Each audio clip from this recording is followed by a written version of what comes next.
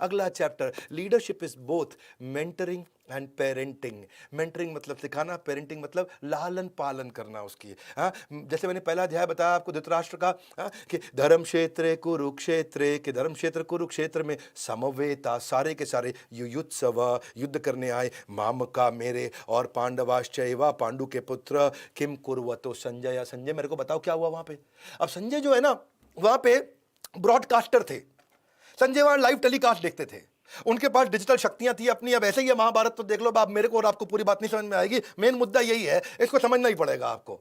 और संजय उनको समझा रहे थे। अब धृतराष्ट्र का चक्कर यह है कि आज दुर्योधन की बर्बादी के कारण धृतराष्ट्र थे।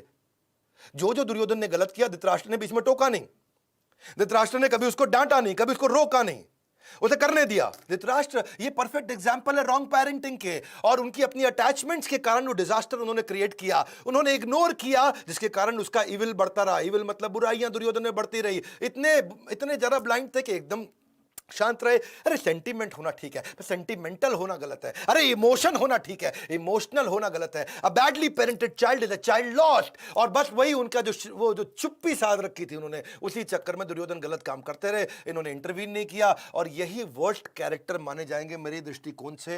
राजा का सबसे बड़ी जिम्मेदारी होती है, जितना बड़ा पद उतनी ज्यादा बड़ी उसकी जिम्मेदारी होती है। महाभारत में अगर मैं किसी से नाराज हूं तो वह है धृतराष्ट्र। अपने बच्चों का पालन ऐसे करो कि आपके बच्चे अपने बच्चों को आपकी कहानी बड़े गर्व से सुनाएं। अभिमन्यु को देखो ना, चक्रव्यूह भेदने की कथा उसने मां के गर्भ में सीख ली थी। पेरेंट्स जो हैं वो पहला चश्मा होते हैं बच्चे के लिए संसार देखने के लिए। आप कई बार बच्चों को लालन पालन करते वक्त 1 साल तक उसको बोलना चलना सिखाते हो, बोलो बेटा बोलो, मम्मा बोलो, पापा बोलो, ओ बेटा बोलो, ओ बोला मम्मा, मम्मा कितनी खुश हो जाती है। और जब वो बोलना शुरू कर देता है तो उसको बोलते चुप बैठ चुप बैठ चुप बैठ चुप बैठ। 10 साल तक उसको बोलना और चलवाना बंद करा देते हैं, चुप बैठो चुप बैठो। So don't make your children handicapped।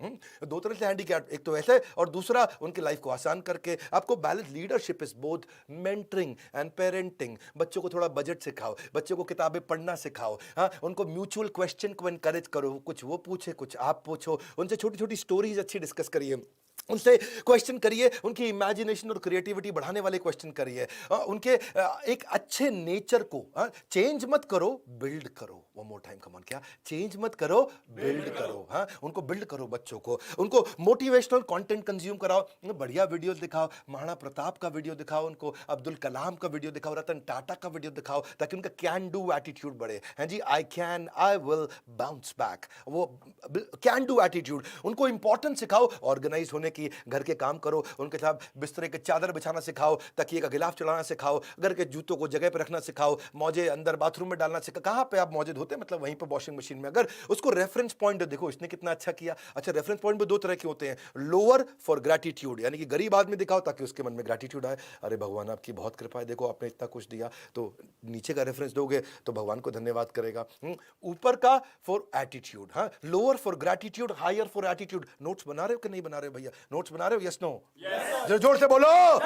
तो नोट्स बनाते रहना भैया, हाँ, क्योंकि मैं तो मेरी तो वर्ड्स पर मिनट ज्यादा है, मैं कोई गैस नहीं देता अपने कंटेंट के अंदर, मैं बिल्कुल हाई स्पीड पे आपके टाइम को वैल्यू करते हुए AK-47 से जाते चलता हूं मैं, मन की स्पीड से। समझ रहे मेरी बात को? तो प्रेज करो उनके राइट थॉट प्रोसेस को, वो अच्छा सोचें तो बोलो वेरी गुड। क्या बोलो? Very good. उनको वेरी गुड बोलो, उनके एक्शंस इंप्रूव कर जाएंगे। उनको कैरेक्टर की, मोरालिटी की, ईमानदारी की कहानियां सुनाओ, क्योंकि actions that appreciated gets repeated. उनकी जिस काम की तारीफ करोगे बार बार करेगा। वो मोर टाइम, जिस काम की तारीफ करोगे वो बार बार करेगा।